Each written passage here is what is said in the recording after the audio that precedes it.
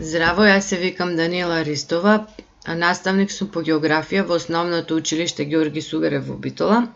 За 9-то деление за темата природно-географски карактеристики на Америка, денес на еден поинаков начин ќе обработам новата методска единица релјефот на Америка. Релјефот на Америка за полесно изучување би го поделила на два делови, релјеф на Северна Америка и релјеф на Јужна Америка. Релјефот на Северна Америка е представен со три релјефни природни целини и тоа на запад, тоа се младите верижни планини, познати под името кордилери. Иначе кордилерите започнуваат од крајните северни делови на Аљаска, покрај крайбрежјето се дори на југ до огнена земја. Втората целина на исток е представена со неколку представници и тоа Лабрадорската висорамнина, старите Апалачки планини и Приатланската низина. Остана уште последната, третата природна област, а тоа е средишниот дел на Северна Америка, познат под името Средишни низини. Тоа се низините во Канада и низините покрај реката Мисисипи.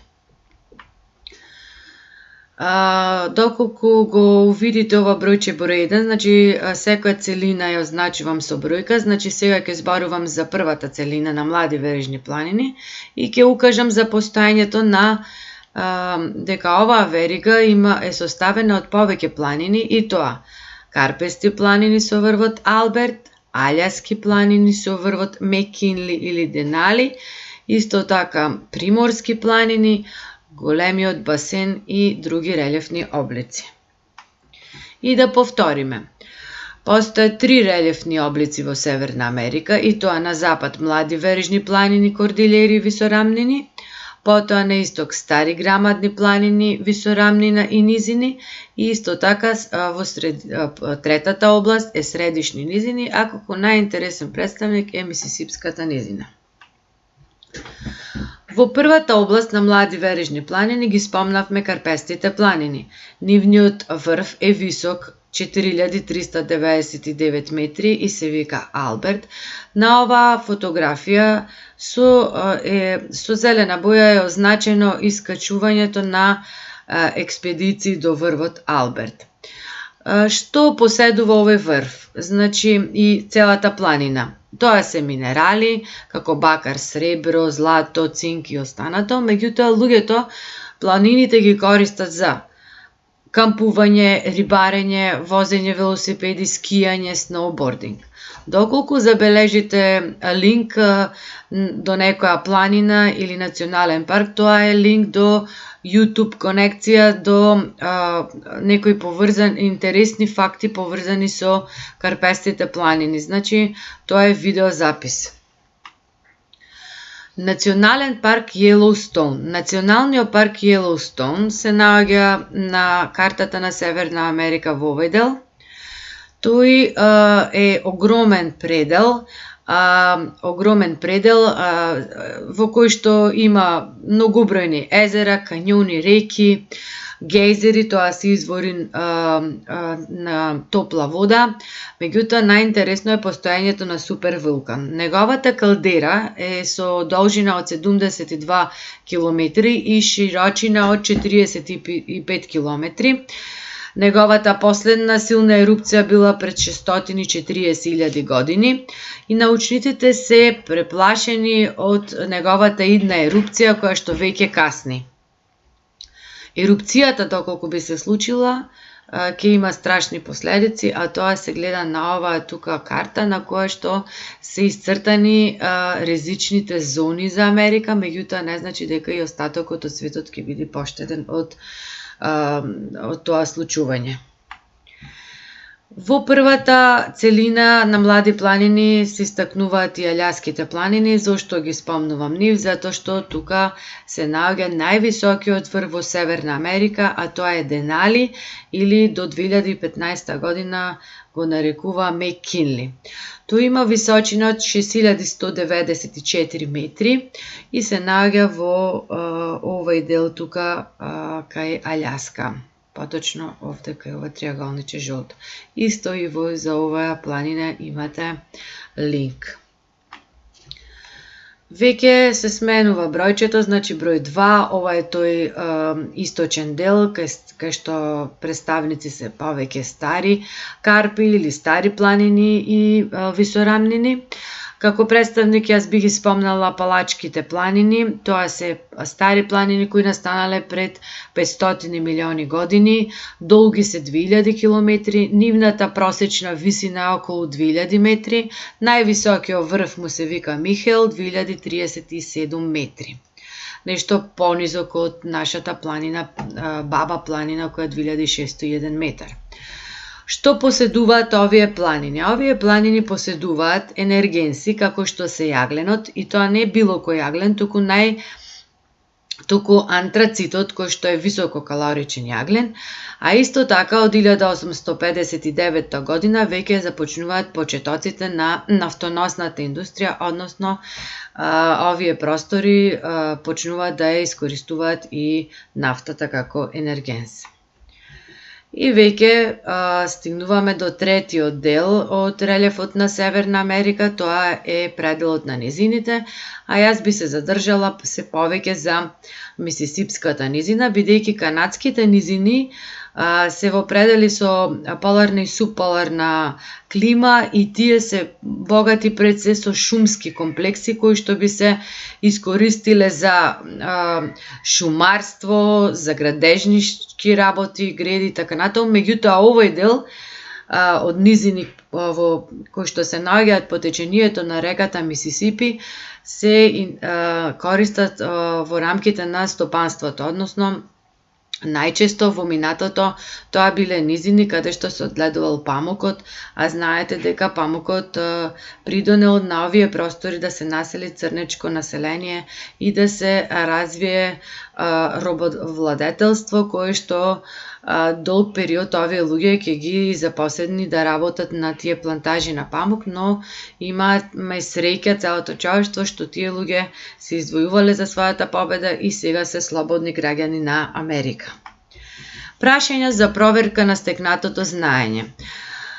Овде се неколку прашања кои што можат да се одговорат од страна на учениците, има и други кои што би се одговориле, меѓутоа на овие прашања учениците би виделе што тие денес научиле на овој час и да го проверат своето стекнато знаење.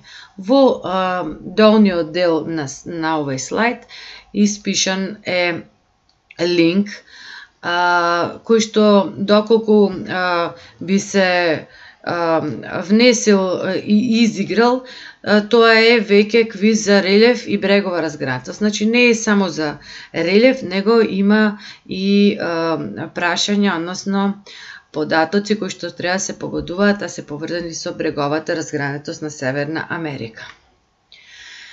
Веќе доаѓаме до вториот дел од часот, тоа е Јужна Америка, односно релефот во Јужна Америка. Како и во Северна Америка, така и во Јужна Америка релефот е на сличен начин прикажан. Во западните делови повторно се млади вережни планини, кои што ги спомнавме претходно, познати под името кордилери, меѓутоа овде, за да се разликуваат кордилерите, се наречени Анди. Во источните делови се стари копна, односно стари планини, како што се Гвајанските планини и Бразилската висорамнина, а помеѓу нив се низините, и тоа Амазонската низина и низините на реката Парана и Парагвај. И да повториме, релефот на Јужна Америка е представен со две целини, и тоа западен дел, млади планини и пустини, Андите како најдолгиот планински венец на земјата и Аконкагва, највисокиот врв и за Јужна Америка и за двете Америки заедно. Подоцна ќе објаснам и пустината Атакама, која што е најсушната пустина на планетата Земја, додека во источниот дел се Гвајанските планини, Бразилската висорамнина, Амазонската низина и низините на реките Парана и Парагвај. Андите се планински венец во Јужна Америка, односно познати како кордилери. Тие се со должина од 7000 километри, па поради тоа поминуваат низ 7 држави: Венецуела, Колумбија, Еквадор, Перу, Боливија, Чиле, Аргентина. Тие се поделени на западни Анди и на источни Анди и во овој дел има депресија. Како го добиле името? Според некој, Анти значи висок гребен, а според други, според шпанскиот збор Анден, тие името го добиваат и тоа би значило на шпански тераса. Во долниот десен агол повторно имате 2 видеа на кои што се дава еден интересен опис на Андите и ќе видите дека Андите во северните и во јужните делови се потесни во нивната широчина, додека најголема широчина развиваат во средишниот дел. Највисокиот врв Аконкагва. Аконкагва е највисок врв не само за Јужна Америка, туку и за Северна Америка, значи за двете Америки. И повторно, доколку кликнете на овој линк, односно го испишите овој линк, ќе дојдете до видеото поврзано со овој врв во Јужна Америка. Атакама. Неколку интересни факти поврзани со пустината Атакама. Прво, пустината Атакама се смета за најсушна пустина на светот во државата Чиле. На запад таа излегува на Тихиот океан, а додека на исток на Андите. Некои делови од пустината паѓа 2 до 4 пати на 100 години дожд, а постојат делови во пустината каде што дожд нема паднато 400 години. Сега доаѓаме до прашањето како овие растителни видови, односно флората, фауната и човекот се снабдува со вода. Како настанува тоа? Ветровите го носат топлиот воздух на кај пустината Атакама, не можат да ги пробијат Андите и тие уствари се налепуваат во утринските часови, пример на растенијата на нивната површина, како во вид на капки роса. Истото го користат и луѓето. Тие поставуваат така наречени мрежи на магла, со кои што ја фаќаат влагата од воздухот и на тој начин влагата ја заробуваат и ја претвораат во вода. И повторно имате во овој дел линк до пустината Атакама. Во источниот дел на Јужна Америка се наоѓаат и Гвајанските планини со интересни облици. Тоа се стари копна, засечени врвови, како на некој начин платформи, и тука безброј водопади, а меѓу нив и највисокиот водопад на планетата Земја, а тоа е Ангеловиот водопад. Имаат резерви на железо, манган, меѓутоа за луѓето интересни се и резервите за злато и диаманти. Амазонска низина. Амазонската низина го добила името по реката Амазон.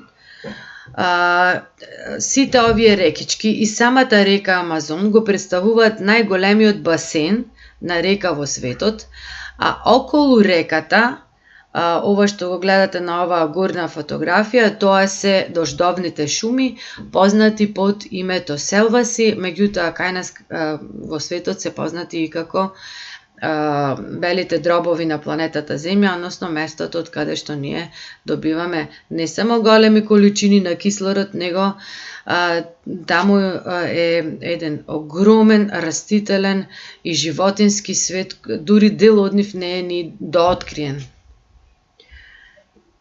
Неговата површина на овој предел е 6 милиони и 300 илјади километри квадратни. Повторно ви поставив, ученици, проверка на стекнати знаења, значи неколку прашања кои што доколку ги одговорите усно или во вашите домашни тетрадки, ќе може да видите докаде ви е степенот на познавање или на стекнати знаења од овој час, а исто така повторно во долниот дел постои квиз за релјеф и брегова разгранетост, сега за Јужна Америка. Во овој слайд ви поставив неколку линкови кои што сум ги изработила и можеби ќе ви бидат интересни вас и вашето отсуство од вашите училишни клупи да го посветите малку повеќе во истражување на различни предмети, меѓу кои овој мојот предмет, а тоа е географија. Доколку кликнеме на линкот nastavasugarev.webs.com, ќе влезете на мојата страница на која што јас поставам часови за различни одделенија, меѓутоа не се само часови за одделенија.